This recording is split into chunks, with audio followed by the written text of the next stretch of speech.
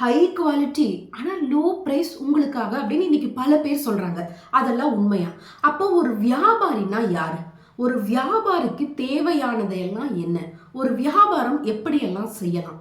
ஒரு வியாபாரம் செய்யறதன் மூலமா செல்வத்தை எப்படி சேமிக்கணும், செல்வத்தை எப்படி பாதுகாக்கணுங்கிற வழிமுறைகளோட பவர் ஆஃப் காம்பவுண்டிங்கை பத்தி நம்ம இன்னைக்கு தான் கொஞ்சம் பரவலா பேச ஆரம்பிச்சிருக்கோம். ஆனா 100 வருஷத்துக்கு முன்னாடியே அதை தன்னுடைய வாழ்க்கையில செஞ்சு காமிச்ச ஒரு அசாத்திய மனிதர் எழுதிய ஒரு புத்தகத்தை பத்தி தான் இன்னைக்கு நம்ம பேச போறோம். வணக்கம், வெல்கம் டு வாசிப்போம் வாழ்வோம். ஒரு நாடு தன்னிறைவு அடையணும் அப்படின்னா அங்கிருந்து நிறைய ஆண்டர்பிரனர்ஸ் உருவாகணும். தானா தொழில் செய்யணும். நம்ம நாடே நமக்கு தேவையானது உற்பத்தி பண்ணிக்கணும். அதற்கு நிறைய ஆண்டர்பிரனர்ஸ் வரணும் அப்படின்னு நம்ம இன்னைக்கு பேசுறோம். இதையே பல வருடங்களுக்கு முன்னாடி சொன்னவர் தான் முத்தமிழ் காவலர் கியாபே விஸ்வநாதம் அவர்கள். அவர் தமிழ்நாடு வர்த்தக கழகத்தின் தலைவராகவும் இருந்திருக்காரு. அவர் எழுதிய புத்தகம் தான் எது வியாபாரம் எவர் வியாபாரி. இந்த புத்தகம் 1994 எழுதப்பட்டிருக்கு. இந்த புத்தகத்தினுடைய விலை இதெல்லாம் நம்ம பின்னாடி நான் உங்களுக்கு சொல்றேன். முதல்ல ஒரு வியாபாரம் அப்படின்றது எதை பொறுத்து தீர்மானிக்கப்படுது? ஆசிரியர் என்ன சொல்றாரு அப்படின்னா, ஒரு சின்ன மளிகை கடை இன்னைக்கு நம்ம வச்சிருந்தோம்னு வச்சுக்கோங்களேன். சின்ன மளிகை கடையில ஒரு பண்ணணும் அப்படின்னா, மளிகை கடையில பண்ணணும் அப்படின்னா, ஒரு வியாபாரம் பண்ணணும்னா அதை வியாபாரம், சிறு தொழிலா இருந்ததுன்னா. அதே பெரிய அளவுக்குள்ள மளிகை சாமான் எல்லாம் வித்துட்டோம்னா அதைத்தான் நம்ம வர்த்தகம்னு சொல்றோம். அப்போ சிறு தொழில வியாபாரம்ன்றோம், பெரிய தொழில வர்த்தகம்ன்றோம். அதை செய்யறவங்கள வியாபாரி வர்த்தகர் அப்படின்னு சொல்றோம். ஆனா இந்த சொற்கள் எல்லாம் சரியா அப்படின்னு முதல்ல ஒரு கேள்வி கேட்கிறார். இந்த சொற்கள் எல்லாமே பிறமொழி சொற்கள். இந்த வியாபாரம் வர்த்தகம் எல்லாமே பிறமொழி சொற்கள். தமிழ்ல அதற்கு அழகான வார்த்தை வணிகம். அந்த வணிகத்தை செய்கிறவங்க வணிகர் அப்படின்ற வார்த்தைகள் இன்னைக்கு இல்லாம போச்சுன்னு 1994 சொல்லியிருக்காரு. அப்ப இப்ப எப்படி மாறி இருக்கு அப்படிங்கிறது பாருங்க. வணிகம், வணிகர் தான் அழகிய தமிழ் சொற்கள் அப்படின்னு முதல்ல சொல்றாரு. சரிங்க, ஒரு வியாபாரம்னா எது அப்படின்னு முதல்ல ஒரு டெஃபினிஷன் கொடுக்குறார். வியாபாரம் அப்படிங்கிறது என்ன அப்படின்னு பார்த்தீங்க அப்படின்னா, எந்த இடத்துல விளையுதோ அந்த இடத்துல இருந்து எடுத்து விளையாத இடத்துக்கு கொண்டு போகிறது. அதே மாதிரி எந்த இடத்துல ஒரு பொருள் கிடைக்குதோ அங்கிருந்து எடுத்து கிடைக்காத இடத்துல கொண்டு போய் கொடுக்கறது தான் வியாபாரம். இந்த வியாபாரம் உழைப்பாளர்களுக்கும், அதாவது உழவர்களுக்கும் தொழிலாளர்களுக்கும் மக்களுக்கும் இடையில ஒரு பாலமா இருக்கிறவங்க தான் வியாபாரி இருக்கிறாங்க. இந்த வியாபாரத்துக்கு ஊதியம் தான் அவங்களுடைய லாபம்னு சொல்றாரு. அந்த லாபம் கூட சரியான அளவுல இருந்துச்சுன்னா தான் அதுக்கு பேரு லாபம். ரொம்ப அதிகமா வித்தா அதுக்கு பேரு கொள்ளை அப்படின்னு சொல்றாரு. வியாபாரம் எப்படி இருக்கு? சரி, ஒரு வியாபாரம் எப்படி இருக்குன்னா, ஒரு வியாபாரிங்கிறவங்க யாரு அப்படின்னு கேட்கிறாரு. ஒரு வியாபாரி அப்படிங்கிறவர் அவருடைய கண்ணோட்டத்துல சொல்றது என்ன அப்படின்னு பாத்தீங்கன்னா, வியாபாரிகள் தான் மிக திறமைசாலிகள் அப்படின்னு சொல்றாரு. ஏன் திறமைசாலிகள் அப்படின்னா, ஒரு வியாபாரி தான் எல்லாவித மக்களுக்கிட்டையும் கலந்து பேசக்கூடிய, எல்லாவித மக்கள் கூடயும் புழங்குகிற ஒரு மனிதனா இருக்கான். அவன் ஒரு பெரிய பணக்காரர்கிட்டையும் அவனால வணிகம் செய்ய முடியும், அடுத்த மிடில் கிளாஸ்லையும் செய்ய முடியும், லோவர் கிளாஸ்ல செய்ய முடியும். அப்ப எல்லா மக்களுடையும் கலந்து அவங்களோட பேசக்கூடிய இருக்கிறவங்களா இருக்கிறதுனால மக்கள்லேயே மிக திறமைசாலிகளாக இருப்பது யாரு அப்படின்னு பாத்தீங்கன்னா இந்த வியாபாரிகள் தான் அப்படின்னு சொல்றாங்க. நான் முதல்ல சொன்ன மாதிரி இன்னைக்கு நிறைய பேர் எல்லா இடத்துலயுமே சொல்றது என்ன அப்படின்னு பாத்தீங்கன்னா, ஃபர்ஸ்ட் லெவல் குவாலிட்டி, மிக சிறப்பான தரம் சார், ஆனா கம்மியான விலையில நாங்க விற்கிறோம் சார், இந்த மாதிரி வேற எங்கேயுமே கிடைக்காது சார் அப்படின்னு சொல்றாங்க இல்லையா? நாமளும் அதை பார்த்து ரொம்ப பெருமையா வாங்கிக்கிறோம். ஆனா இங்க ஆசிரியர் என்ன சொல்றாரு அப்படின்னா, யாராவது இது உயர்ந்த சரக்குங்க ஆனா கம்மி விலை அப்படின்னு சொன்னா நீங்க உங்களை ஏமாத்துறாங்க புரிஞ்சுக்கோங்கன்னு சொல்றாரு. ஏன்னா ஒரு ஹை குவாலிட்டியான ஒரு பொருளை உயர்ந்த விலைக்கு கொடுத்து வாங்கிட்டு அதை கம்மியான விலைக்கு யாராவது விற்பாங்களா? உயர்ந்த சரக்கு அதிக விலை, இதுதான் ஒரு வியாபாரத்தினுடைய தந்திரம், ஒரு வியாபாரத்தினுடைய எத்திக்ஸ். இதுதான் உயர்ந்த பொருளை நல்ல விலைக்கு விற்குங்க, அது உயர்ந்த பொருளை கொண்டு வந்து கம்மி விலைக்கு விற்கிறது. அது எப்படி முடியும், அது டேலியே ஆகாது, அந்த மாதிரி யாராவது சொல்றாங்கன்னா கண்டிப்பா உங்களை ஏமாத்துறாங்கன்னு புரிஞ்சுக்கோங்க அப்படின்னு சொல்றாரு. அதே மாதிரி ஒரு ஒரு ஒரு ஒரு ஒரு ஒரு ஒரு வியாபாரி அப்படிங்கிறவங்க யாருக்கிட்டையும் ஏமாறவும் மாட்டாங்க, அவங்க ஏமாறாதனால மற்றவங்களை ஏமாத்தவும் மாட்டாங்கன்னு சொல்றாங்க. இன்னைக்கு நிறைய பேத்துக்கிட்ட இந்த குவாலிட்டிஸ் கொஞ்சம் கம்மியாகிறதாகத்தான் நான் நினைக்கிறேன். அதாவது நல்ல விலைக்கு அதிக சரக்கை சூப்பராக வாங்கிட்டு வந்தேன், ஃபஸ்ட்டு கிளாஸ் குவாலிட்டிங்க, நல்ல விலை, நான் அதே மாதிரி நான் விலைக்கு கொடுக்குறேன் அப்படின்னு சொன்னால் அதுதான் உண்மையான வியாபாரம்னு சொல்கிறாரு. சரி, இந்த வியாபாரம்னு யாருன்னு பார்த்தாச்சு, வியாபாரிகள்னா யாருன்னு பார்த்தாச்சு. இப்போது ஒரு வியாபாரிக்கு என்ன தேவை அப்படிங்கிறதுல நிறைய பேர் இன்னைக்கு நிறைய ஆண்டர்பிரனர்ஸ்க்கு தேவை அப்படின்னு சொன்னால் ஒரு பயங்கரமான லிஸ்ட்டை நம்ம பட்டியலிடுவோம்ல. இந்த டைமிங்க்கு இருக்கணும், கஸ்டமர் இப்படி பண்ணணும் அப்படின்னு நிறைய லிஸ்ட் நம்ம போடுவோம். ஆனால் இவர் சிம்பிளாக ஒரே ஒரு வார்த்தை தான் சொல்றாரு. அது என்ன அப்படின்னு பார்த்தீங்க அப்படின்னு சொன்னால் ஒரு வியாபாரிக்கு நாணயம் தான் தேவை அப்படின்றாரு. நாணயம்ங்கிறது ஒரு வார்த்தை தான், ஆனால் அதில் 3 அளவுக்கான பொருள் புதிஞ்சிருக்குன்னு சொல்றாரு. முதல்ல என்ன அப்படின்னு பார்த்தீங்கன்னா, நாணயம் அப்படின்னா என்ன, பைசா, காசு இல்லையா? அப்போ ஒரு ஒரு ஒரு ஒரு தொழில் தொடங்கணும் அப்படின்னா முதல்ல உங்களுக்கு என்ன தேவை, பணம், பொருள் தான் தேவை இல்லையா? ஒரு மூலதனத்தை நீங்க வச்சுக்கிட்டு தான் உங்களுடைய தொழிலை ஆரம்பிக்கணும். நான் இன்னைக்கு டிசைட் பண்ணி நான் ஒரு தொழிலை ஆரம்பிக்க போறேன், அதெல்லாம் ஒன்றும் பிரச்சனை இல்லை, கடன் வாங்கிக்கலாம்ப்பா அப்படின்னு நினைச்சிங்கன்னா அது உங்களை கடனாளியாக தான் ஆக்கும். நீங்க ஒரு பிஸ்னஸ் ஆரம்பிக்கணும்னு நினைச்சாவே உங்களுடைய மூலதனத்தை போட்டு தான் நீங்க ஆரம்பிக்கணுமே தவிர கடன் வாங்கி ஆரம்பிக்கவே கூடாது அப்படின்னு சொல்றாரு. ஏன்னா யானை அசைஞ்சிட்டு சாப்பிடுமா, ஆனா கடன் அசையாம தின்னும் அப்படின்னு ஒரு பழமொழி கூட இருக்கு. அதெல்லாம் நீங்க கேள்விப்பட்டிருக்கீங்களான்னு தெரியல, அதெல்லாம் படிச்சு தெரிஞ்சுக்கோங்க. அப்போ ஒரு வியாபாரிக்கு முதல்ல என்ன தேவை, நாணயம், உங்களுடைய பொருள் முதலுக்கு தேவைன்றார். ரெண்டாவதாக என்ன சொல்றாரு அப்படின்னு பாத்தீங்கன்னா, நாணயம் அப்படின்றாரு. நாணயம் அப்படின்னு சொன்னா சொன்னபடி இருக்கிறது. ஒரு வாக்கு கொடுத்துட்டீங்கன்னா அதன்படிதான் நடக்கணும், அதன்படிதான் இருக்கணும்னு சொல்றாரு. அதாவது இன்னைக்கு ஒரு 30 நாள் ஒரு கஸ்டமருக்கு நீங்க ஒரு பொருளை கொடுக்கறதாக சொல்றீங்க. 1ஆம் தேதி ஆர்டர் பண்ணியிருக்காரு, 30ஆம் தேதி உங்க கையில வந்துடும் சார் அப்படின்னு சொல்றீங்க. 30ஆம் தேதி நீங்க சொன்னாலும் 28, 29ஆவது நாள் நீங்க அந்த ஆர்டரை கொடுக்கணும், அவங்களுக்கு தேவையான அந்த பொருளை கொடுத்துடணும். அதுதான் நாணயமா இருக்கிறது. அதே மாதிரி ஒரு 50 கிலோ மூட்டை உங்ககிட்ட ஆர்டர் பண்றாங்க அப்படின்னா 50 கிலோ மூட்டை என்ன ஆனாலும் சரி 49 கிலோ 49.5 கிலோ இருக்கக்கூடாது. 50 கிலோ மூட்டைனா நீங்க எத்தனை 50 கிலோ போட்டாலும் 50 கிலோ மூட்டை தான் இருக்கணும். அந்த நாணயம் உங்ககிட்ட இருந்துச்சுன்னா தான் ஒரு கஸ்டமர் திருப்பி, ஆமா அவர் சொன்ன சொல் மாற மாட்டார். நம்ம நிறைய பேர்த்து அப்பெல்லாம் கேள்விப்பட்டிருப்பல, சொன்ன சொல் மாற மாட்டார் சார், கச்சுன்னு சொன்ன மாதிரி நடந்துப்பாரு அப்படிங்கிற அந்த நாணயம் ரொம்ப அவசியம் சொல்றாரு. மூன்றாவதாக என்ன சொல்றாரு அப்படின்னு பார்த்தீங்கன்னா, நாணயம்ன்றார். நாணயம் அப்படின்னா என்ன, எளிமையான சொற்களை பேசுறது. நிறைய பேரை நம்ம பார்த்துருப்போம். சிலர் கூட சொல்லுவாங்க, இவர் கடையில் போனால் இல்லைன்னே சொல்ல மாட்டார், அதை வேறு விதத்தில் அழகாக சொல்லுவார் அப்படின்னு சார் வாங்க சார் அப்படின்னு சொன்னாவே நமக்கு திரும்ப திரும்ப அந்த கடைக்கு தான் போகணும்னு தோணும் இல்லையா? ஒரு வேளை ஒரு 5 ரூபாய் பொருளை நீங்கள் விற்கிறீங்க, அப்போ இருக்கிற ரேட்டுக்கு அவர் சொல்கிறாரு. ஒரு 5 ரூபாய் பொருளை ஒரு கஸ்டமர் வராரு, ஒரு 5 ரூபாய் பொருளை ஒரு கஸ்டமர் 3 ரூபாய்க்கு கொடுங்க அப்படின்னு சொல்லும்போது, என்னையா தெரியும் உனக்கு, சும்மா 3 ரூபாய்க்கு கேட்க வந்துட்டான், இதெல்லாம் கட்டுப்படியாது, போ அப்படிங்க நாளைக்கு அந்த கஸ்டமர் உங்ககிட்ட திரும்பி வருவாங்களா? ஆனால் அவர்கிட்டயே என்னென்ன உங்களுக்கு தெரியாதா, எவ்வளவு இடத்துல எப்போவுமே இங்கே வாங்கிட்டு இருக்கவங்க தானே, உங்களுக்கு நான் அவ்வளோ ஜாஸ்தியாக கொடுத்துருவேன்னா, நீங்கள் ஒருவேளை அப்படி சந்தேகம் இருந்தால் கூட ஒரு 4 கடையில் போய் விசாரிச்சுட்டு வாங்களேன், 5 ரூபாய்க்கு கீழே ஒருத்தருமே கொடுக்க மாட்டாங்க, 3 ரூபாயெல்லாம் கிடையவே கிடையாதுண்ணே அப்படின்னு சொன்னீங்கன்னா அங்க எப்போதுமே உங்களையே தேடிதான் வருவாங்க அப்படின்னு சொல்றாரு. அப்போ ஒரு கஸ்டமருக்கு ஒரு வியாபாரியா உங்களுக்கு தேவை ஒன்னே ஒண்ணுதான், நாணயம். பொருள் தேவை, நாணயமா இருக்கணும், நயமா இருக்கணும்னு சொல்றாரு. இன்னைக்கு பவர் ஆஃப் காம்பவுண்டிங், கூட்டு வட்டியை பத்தி பேசுறோம், ஷேர்ஸ்ல இன்வெஸ்ட் பண்ணுங்க அப்படிங்கிறது இன்னைக்கு கொஞ்சம் பிரபலமா நம்ம பேசிட்டு இருக்கோம். ஆனா 100 வருஷத்துக்கு முன்னாடி 1920லேயே இந்த கூட்டு வட்டியை ரொம்ப அழகா தன்னுடைய வாழ்க்கையில செயல்படுத்தி காமிச்சிருக்காரு கியாபே விஸ்வநாதம் அவர்கள். அவருடைய வாழ்க்கையில நடந்த ஒரு சுவாரஸ்யமான சம்பவம் இதை நமக்கு சொல்லுது. கியாபே விஸ்வநாதம் அவர்களுடைய தந்தைக்கு கல்யாணம் ஆகின புதுசுல நடந்த ஒரு விஷயத்த அவருடைய மாமா கிட்ட சொல்லிட்டு இருக்காரு. அப்போ கியாபே விஸ்வநாதம் அவர்களுக்கு ஒரு 15 வயசு இருக்கும். 15 வயசுல அந்த இன்சிடென்ட்டை என்ன அப்படின்னு கேட்டுட்டு இருக்காரு.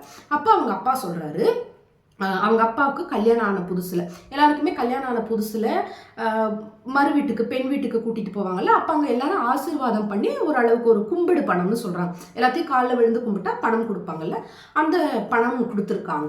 அவங்க வீட்டுல இருந்து பெண் வீட்டுல இருந்து இவங்க வீட்டு வர்றதுக்குள்ள அதுல இருந்து ஒரு ₹1,400 எடுத்து கியாபே விஸ்வநாதத்தினுடைய தந்தை வந்து செலவு பண்ணிட்டார். அப்போ வீட்டுக்கு வந்தோடனே முதல்ல மாப்பிள்ளை பொண்ணு வந்தோடனே ஆரத்தி எடுப்பாங்க இல்லையா, ஆரத்தி போது அவங்களுடைய அம்மா கேட்டிருக்காங்க எங்க கும்பிடு பணம் அப்படின்னு சொல்லும் போது அதை கொடுத்துருக்காங்க. எவ்வளவு அப்படின்னு கேட்கும்போது அதுல ₹1,400 கம்மியானனையும் அந்த ஆரத்தி தட்டுலயே ஒரு அடி அடிச்சுட்டு, இப்படி செலவு பண்ணிட்டு வந்திருக்க, இப்ப இருக்கிற பிள்ளைங்க எல்லாம் ரொம்ப மோசம், அவங்கவுங்கள இஷ்டத்துக்கு செலவு பண்ணிக்கிறாங்கன்னு சொல்லியிருக்காங்க, அன்னைக்கு நான் அந்த தப்பை பண்ணியிருக்க கூடாது அப்படின்னு அவரு அவங்களுடைய மாமா கிட்ட சொல்லிட்டு இருக்காரு. இதை கேட்டுட்டு இருக்கிற கியாபே விஸ்வநாதத்துக்கு 15 வயசு. அதுக்கப்புறம் இவருக்கு 21 வயசுல இவருக்கு கல்யாணம் பண்றாங்க. இவருக்கு கல்யாணம் பண்ணி இவருடைய மனைவியோட அவரும் மனைவியோட வீட்டுக்கு போறாங்க. அப்ப அவங்க வீட்டுல எல்லாருமே உளுந்து கும்பிடும் போது அந்த கும்பிடு பணம் கொடுக்குறாங்க. தன்னுடைய அப்பா சொன்ன அந்த விஷயம் அவருக்கு ஞாபகம் வந்துச்சு.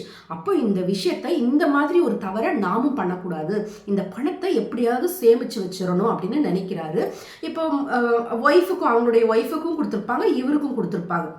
2 பேர்த்துடைய பணத்தையும் சேமிச்சு வைக்கணும் இல்லையா. இப்போ புது மனைவி கிட்ட போய் காசை கொடு அப்படின்னு கேட்டா எவ்வளவு சங்கட்டமா இருக்கும். அவருக்கு அது ஒரு எம்பாரஸா இருந்திருக்கு. அப்போ அவர் என்ன பண்றாரு அப்படின்னா, அவ்வளோ அருமையா யோசிச்சிருக்காருங்க. அவருடைய பணத்தையும் அவருடைய மனைவி கையில கொடுத்து, இது வந்து பெரியவங்க நம்மளை ஆசீர்வதிச்சு கொடுத்த பணம், இதை நம்ம செலவு பண்ண வேண்டாம், நீயே பத்திரமா வச்சுக்கொண்டு மனைவி கையில கொடுத்துருக்காரு. அவங்களும் அதை பத்திரமா வச்சிருக்காங்க. அதுக்கப்புறம் இந்த பணம் எல்லாம் சேர்க்கும் போது பாத்தீங்கன்னா 21,400 வந்து அவருக்கு அந்த கும்பிடு பணம் வந்திருக்கு. இவருடைய திருமணத்திற்காக வாழ்த்து இவர் வியாபாரம் செஞ்ச ஒரு வியாபாரி ஒரு ₹25 கொடுத்துருக்காங்க. மொத்தம் ₹46,400 செஞ்சிருக்கு. அப்ப இவங்க வீட்டுக்கு வந்ததுக்கு அப்புறம் இவங்க அப்பா கிட்ட ஆசீர்வாதம் வாங்கி அந்த கும்பிடு பணத்தை கொடுத்துருக்காரு. அப்ப அவங்க அப்பா கேட்டிருக்காரு, இது என்னடா அப்படின்னு கேட்கும்போது ₹46,400 இந்த கும்பிடு பணம்னு சொல்லும் போது அவங்க அப்பாவுக்கு ரொம்ப சந்தோஷமா போச்சு. ஏன்னா இவர் ஒரு தவறு பண்ணாரு, ஆனா தன்னுடைய பையன் ரொம்ப கரெக்டா நம்ம கிட்ட கொண்டு வந்து கொடுத்துட்டாங்கன்னா அவரை வாழ்த்தி நீ ரொம்ப நல்லா வருவ அப்படின்னு சொல்லி இந்த 46,400 கூட ஒரு ₹3,45 சேர்த்து மொத்தம் ₹50. இதை வந்து நீ பேங்க்ல போட்டு வை, ரொம்ப சிறப்பா நல்லா வரும் அப்படின்னு சொல்லி வாழ்த்தி அவர் கொடுத்திருக்காரு. இந்த ₹50 கூட இவர் 10 வயசுல இருந்து பீடி சுத்துறது, கணக்கு பிள்ளை வேலை, இந்த மாதிரி நிறைய வேலைகள் பார்த்துருக்காரு. அதுல எல்லாத்தையுமே சேமிச்சு வச்ச பணம் ஒரு ₹36. அதுக்கப்புறம் அவர்கிட்ட இருந்த ஒரு பழைய சைக்கிள் ஒன்று இருந்திருக்கு, அதை ஒரு ₹35 வித்து இந்த மாதிரி கொஞ்சம் வருஷங்கள் வேலை பார்த்து மொத்தமா அந்த ₹50 சேர்த்து ஒரு ₹450 வந்து சேமிக்கிறார். மொத்தம் அவர் கையில ₹500 இருக்கு. ₹500 1920. அப்ப இந்த ₹500 எடுத்துட்டு அவர் என்ன பண்றாரு அப்படின்னு பாத்தீங்கன்னா, கோவை பங்கஜா மில் இருக்கு இல்லையா, அந்த பங்கஜா மில்லுடைய ஷேர்ஸை வாங்குறார். ஒரு ஷேர் ₹100 விதத்துல மொத்தம் 5 பங்கு வாங்குறார். அந்த 5 பங்கு அப்படியே வச்சுக்கிறாரு. அதுக்கப்புறம் இவர் வேலை செஞ்சு எல்லாம் சேர்த்து ஒரு ₹2,000 பணம் இருக்கு. ஒரு ஷேர் ₹20 மொத்தம் 100 ஷேர் வாங்குறார். அப்போ அங்க ஒரு ₹500 இருக்கு, 5 பங்கு இருக்கு, இங்க ஒரு 20 பங்கு, மொத்தம் ₹2,500 ஷேர்ஸை வாங்கிடுறார். அந்த ஷேர்ஸை வாங்கும்போது இவர் கொஞ்சம் கொஞ்சமா ஏறுது. ₹100 வாங்கினது ₹150 வாங்கும்போது எல்லாரும் ரொம்ப ஹாப்பி. இதே அளவுக்கு மற்ற ஷேர்ஸை வந்து மற்றவங்களும் வாங்கியிருப்பாங்களே, இந்த பங்குகளை வாங்கியிருப்பாங்கல்ல. இப்போ 150 வாங்கினோன்னே எல்லாம் ஹாப்பியாக வித்துட்டாங்க. 170 வருது, எல்லாரும் வித்துரு 170 வந்துடுச்சுன்னு சொல்றாங்க. 180 வர்றப்ப கூட இவர் விற்கல.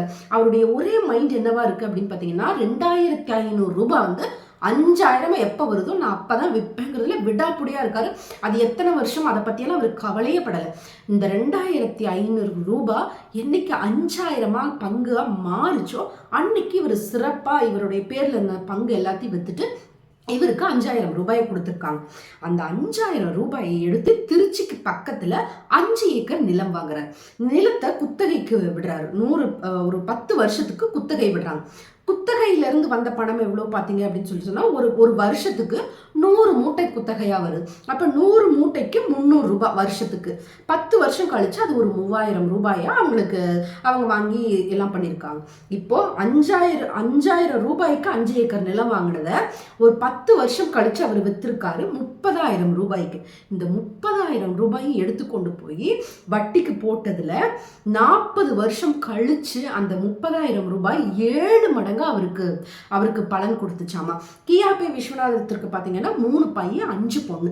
இந்த 3 பையனுக்கு மட்டும் தன்னுடைய செலவுல இருந்து தன்னுடைய காசுல இருந்து செலவு பண்ணிட்டு இந்த 5 பொண்ணுங்களுக்கும் இந்த இந்த இந்த 40 இந்த வந்தது இல்லையா 30,000 இருந்து வந்துச்சு இல்லையா, அதுல அவங்களுக்கு நகை சீரு எல்லாமே செஞ்சு அந்த கல்யாண செலவு எல்லாத்தையுமே பண்ணி ஒவ்வொரு பெண்ணுடைய கையிலையும் 10,000 ரூபாய் கொடுத்தது போக அவங்களுடைய மனைவியோட அக்கௌண்ட்ல 50,000 ரூபாய் மிச்சம் இருந்துதான்.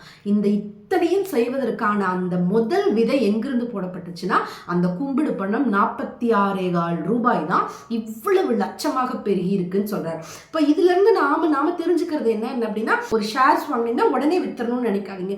வெயிட் பண்ணுங்க. பங்குச்சந்தையில போடணும்னாவே வெயிட் பண்ணணும். காம்பவுண்ட் இன்ட்ரெஸ்ட் ஆகணும். ஒரு 10 வருஷம் வெயிட் பண்ணிட்டீங்க உடனே எடுக்காதீங்க அப்படின்னு சொல்றாங்களே, அது 1920களிலேயே தன்னுடைய வாழ்க்கையில எவ்வளவு அழகா சிறப்பா செஞ்சு காமிச்சிருக்காருன்னு பாருங்களேன்.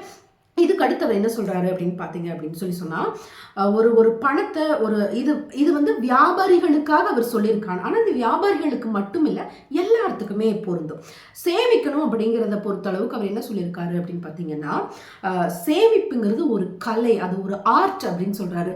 ஏன்னா நம்ம சேமிக்கணும்னு நினைச்சு ஸ்டார்ட் பண்ணிட்டோம்னு வச்சுக்கோங்களேன், எப்படியே நம்ம ஆட்டோமேட்டிக்கா நமக்கு வந்து அந்த அந்த மைண்ட் வந்துடும். நம்ம தொடர்ந்து அதை செஞ்சுட்டே இருப்போம். சேமிக்கணும்னு நினைக்கிறவங்க முதல்ல செய்ய வேண்டியது சேமிக்கணும்னு ஆசைப்படுங்க.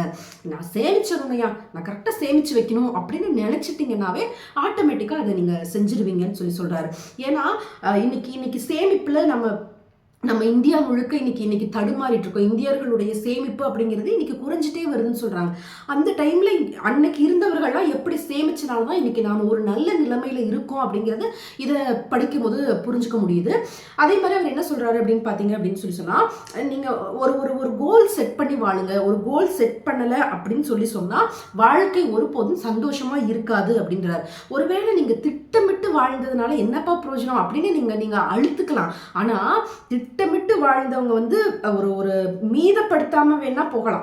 நான் இதுக்கெல்லாம் கரெக்டா இப்படி செலவு பண்ணிக்குவேன்னு மீதம் இல்லாம இருக்கலாம். ஆனா அவங்க கண்டிப்பா கடனாளியா மட்டும் இருக்கவே மாட்டாங்க. அந்த அளவுக்கு சேமிப்புங்கிறது ரொம்ப இம்பார்ட்டன்ட் அப்படின்னு சொல்றாரு.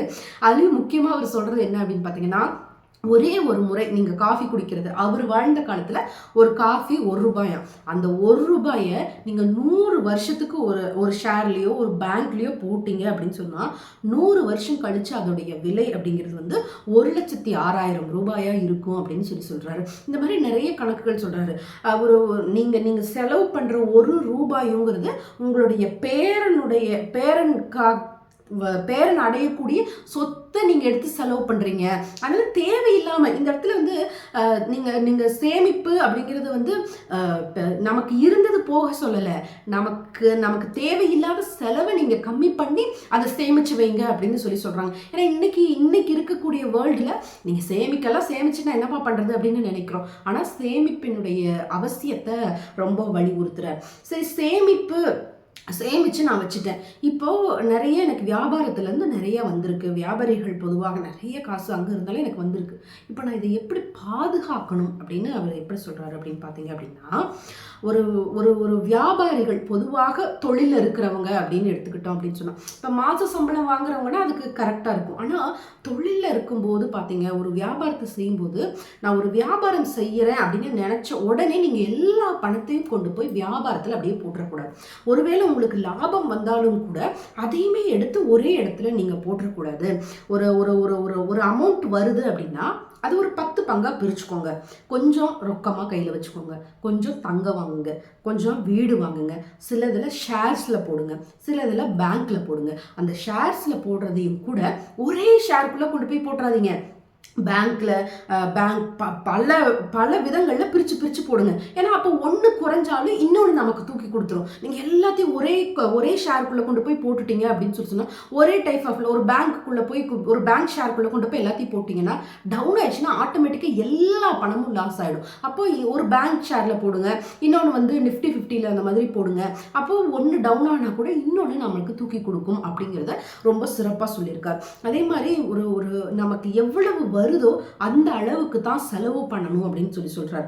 ஏன்னா வர்றதை தாண்டி ஒரே நேரத்தில் நிறைய நிறைய காசு வந்திருக்கும். ஆனால் வந்து பல வருஷமா கஷ்டப்பட்டு சேமிச்ச எல்லாத்தையும் ஒரே வருஷத்துல ஒரே நாளில் விட்டவங்க பல பேர் இருக்காங்க. அதனால நீங்க வரவுக்கு ஏற்ற அளவுக்கான செலவு இருக்கணும் அப்படிங்கிறத ரொம்ப அவசியம் அப்படிங்கிறத பல பழமொழிகள் சொல்லுது அப்படிங்கிறத எடுத்துரைக்கிறார். சரிப்பா, இப்போ வியாபாரம் இப்படி இருக்கணும்னு சொல்லிட்டீங்க, வியாபாரி எப்படி இருக்கணும்னு சொல்லிட்டீங்க, ஒரு சேமிப்பு எப்படி இருக்கணும்னு சொல்கிறீங்க, செல்வத்தை எப்படி பாதுகாக்கணும்னு சொல்கிறீங்க, இதெல்லாம் தான் மெயினா அப்படின்னு கேட்டால் இது எல்லாமே நமக்கு தேவைதான், அவசியம்தான்.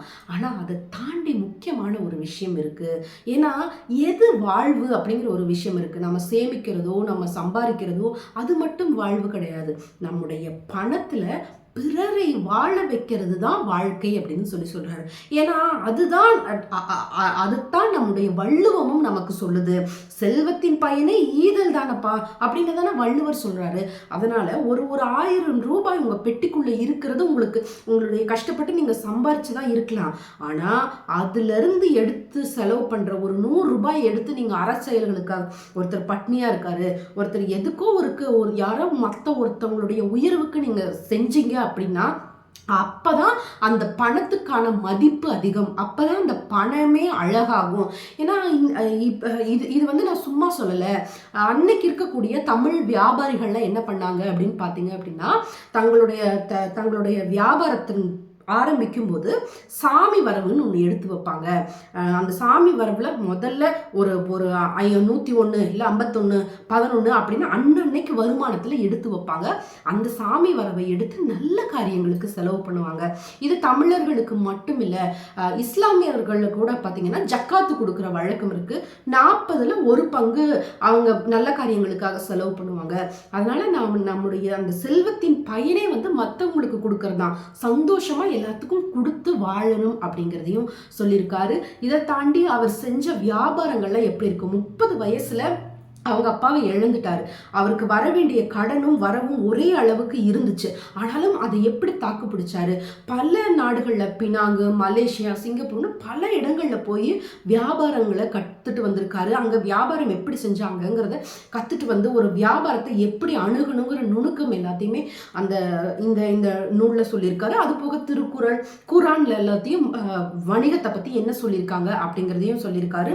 ரொம்ப சிறப்பான புத்தகம். ஆல்ரெடி ஒரு பிஸ்னஸ் பண்ணிட்டு இருக்கிறவராகட்டும், இல்லை ஒரு பிஸ்னஸ்க்குள்ளே போகிறவராகட்டும், இந்த தமிழ் புத்தகம் ரொம்ப முக்கியமானதாக இருக்கும்னு நான் நினைக்கிறேன். ஏன்னா இன்னைக்கு பிஸ்னஸ் அப்படின்னு சொன்னவங்க ஆண்டர்பிரினர்ஷிப் பற்றி எக்கச்சக்கமான புத்தகங்கள் வந்துச்சு. ஆனால் ஒரு 49 பக்கத்தில் ஒரு 40 பக்கம் தான் இருக்குது. ஒரு 49 பக்கத்தில் ரொம்ப அழகாக தெளிவாக நிறைய விஷயங்களை கியாபி விஸ்வநாதம் அவர்கள் சொல்லியிருப்பாங்க. இந்த புத்தகம் வியாபாரிகளுக்கு மட்டும் இல்லாம நம்ம எல்லாத்துக்குமே செலவு, சேமிப்பை பத்தி எப்படி கத்துக்கணும், ஷேர்ஸ்னா என்ன இப்படிங்கிற விஷயத்த ரொம்ப அழகா சொல்லியிருப்பாரு. எல்லாருமே தெரிஞ்சுக்க வேண்டிய ஒரு புத்தகம் அப்படின்னு நான் நினைக்கிறேன். சரி, இவ்வளோ சொல்லிட்டீங்களே, இப்போ இந்த புக்கு எங்கே இருக்குது அப்படிங்கிறத சொல்லணும் இல்லையா? இந்த புக்கு இப்போ பதிப்பில் இல்லை. ஏன்னா 1994 போடப்பட்டனால இது வந்து பதிப்பில் இல்லாமல் இருக்குது. விர்ச்சுவல் லைப்ரரியில் இந்த புத்தகம் இருக்குது. இந்த புத்தகத்தை எனக்கு அறிமுகப்படுத்தின ரைட்டர் செல்வேந்திரன் சார் அவர்களுக்கு என்னுடைய நன்றியை தெரிவிச்சுக்கிறேன். தமிழ் விர்ச்சுவல் லைப்ரரியில் எங்கே போய் படிக்கணுங்கிற லிங்க்கும் கொடுக்குறேன், அதனுடைய பிடிஎஃப்பும் கொடுக்குறேன். கண்டிப்பாக எல்லோரும் டவுன்லோட் பண்ணி படிங்க. படிச்சுட்டு உங்களோட கமெண்ட்ஸ் என்ன அப்படிங்கிறத என் கூட ஷேர் பண்ணிக்கோங்க. அடுத்த ஒரு நல்ல புத்தகத்தோட நான் உங்களை வந்து சந்திக்கிறேன். நன்றி.